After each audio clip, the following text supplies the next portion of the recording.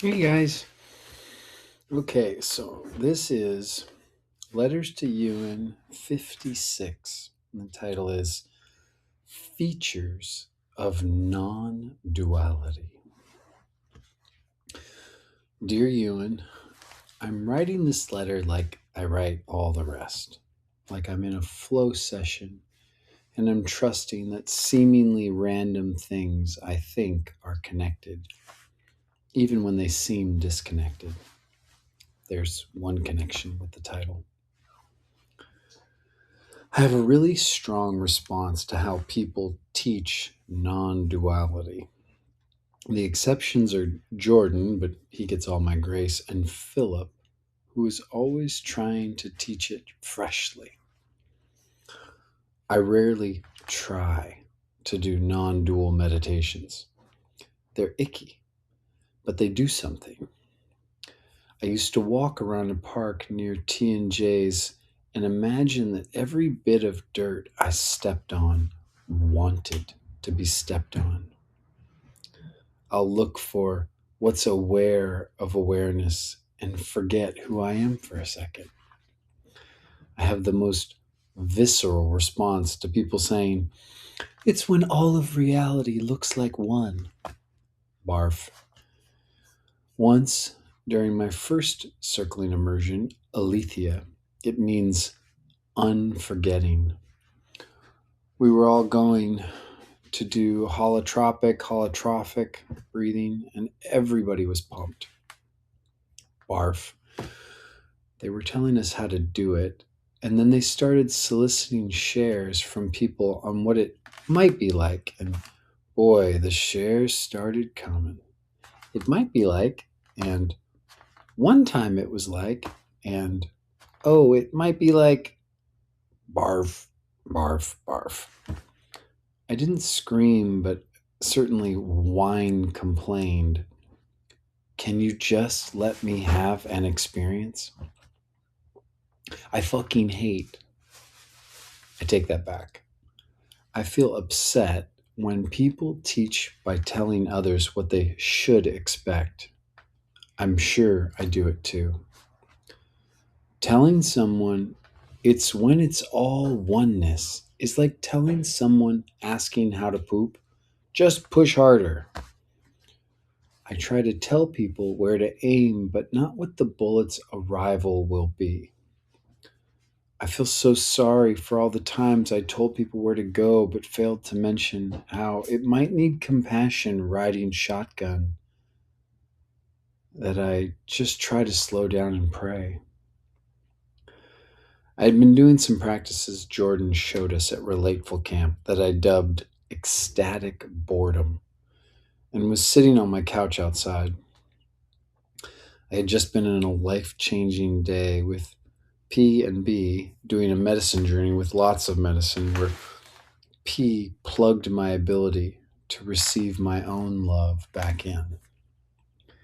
And I just randomly heard a voice in my head say, see the stillness beneath the motion. Hear the silence beneath the sound. See the motion between the objects. I don't remember what it was like visually. I felt a kind of okayness that was hard to describe. Boring okayness. Perfect okayness. I remember and look, especially for the silence and stillness. There they are. And then I paused from my writing because a guy I was talking to on a hookup app has walked up. He's cute. I'm not gaga, but he's cute. I need some hugs. And it's like we're very in sync. I'm still not gaga, but gosh, are we in sync? We talk a ton about life for an hour straight.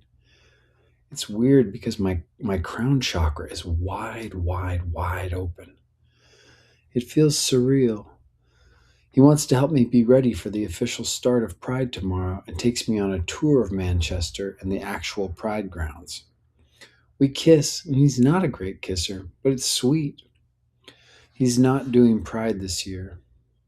I tell him that I'll text him if I need cuddles to see if he's up and needing cuddles too. The top of my head feels like an erection in the shape of a blossoming flower.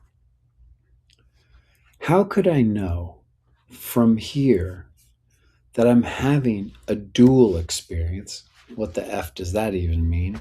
Or a non dual experience? Why would an inability to see distinctions, temporary ripples in the ocean, be better than my floundering, impulsive wandering, where I'm getting a lot of tactile experience and not particularly getting anywhere near the illusion of control? Fast forward 6 hours. After some adventures that I'm writing about elsewhere, I head down to Pride. I talk to my B&B host about meeting down at Pride later. I get to Pride and I don't text him yet. I want to wander. I'm attracted to no one. It's blowing my mind. I see attraction coming toward me, but it's like they can tell I have none and theirs just bounces off. I'm floating through the crowd and seeing us as a big mass of awesome. Bouncing, bouncing, bouncing, and then bam! Attraction. He's probably 53 and he looks right at me as I feel it. He definitely feels it too. It's beautiful. Like two rays of light coming down on us. People everywhere. And a strange frozen moment of time. And then the guy that he's with has a little micro scowl. And we both snap out of it. Oops. I can dig that you're already taken, and I cannot stop bumping into them. I'm not sure if I'm doing it or if he is, but we both start flinching every time it happens. There's a fucking sea of people, and I keep bumping into them. His guy looks frustrated. I think I see him looking frustrated. I promise I'm not stalking you. I text my host and find him with his friends. It's really just one friend and all of that friend's friends. They're perfect to hang out with, super friendly and welcoming. They all love my host because he's just a really fucking good person. He's nice. I make sure to remember all of their names and we dance and sing with the drag queens performing. My host is kind of shy, like older gay guys are that don't understand yet the power of daddy energy. We we have shared some attraction, but I'm not sure how it's to be navigated. I'm staying in his house 3 more nights. I keep going outside over hours and keep seeing the couple, but I'm like a ninja now. I'm not fucking stalking you. I just can't get my eyes to stop seeing you in this crowd of hundreds. It helps slash hurts that you're tall. How should a non dual person know how to respond to a moment of love at first sight with a guy who's already taken? Will it somehow get better if I insist that there's no separation? Some young super hot guy from Saudi Arabia gets pulled in by my host but is playing aloof. It's his first Pride. We all smile. Congratulations! Young super hot guys don't realize that their powers aren't as powerful in moments like this. There are things learned in the gay world that are only learned through experience. I go out one last time and duck leaving the bar so I don't bug the couple I'm avoiding. I get a beer and I'm hiding in a corner. They were far to my right when I ducked. I'm looking at my phone when out of the corner to my far left, he's looking back at me, standing still for a second as he draws my eyes in. It's so crazy. It's like he wanted to let me know that I didn't make it up, and he wanted it too. The only guy I was attracted to in a sea of beautiful men, and then he turns and goes. Wow. I feel marked by something. In that moment of feeling marked, was that non dual? Was that non dual because I noted that moment especially? I'm standing there in wonder, and my only understanding is somewhere near I am alive and not in control, and in this moment I am a natural yes to a completely ambiguous experience. My host texts that he's ready, and we walk to the bus together. It's like 20 minutes, and it feels more like friendship than attraction now. We're laughing. I start telling him about attraction and showing him all these ways he's avoiding it with guys that he's met and keeping at arm's distance. He loves to travel, and I tell him that that's a great thing to share with people. We get back to his place after a walk through the cold, and right when we get inside, he looks at me. Oh, wow.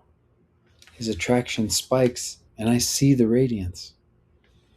He's so shy, and he lays it all down and comes in for a kiss. I was ready for this, but the change in him is stark.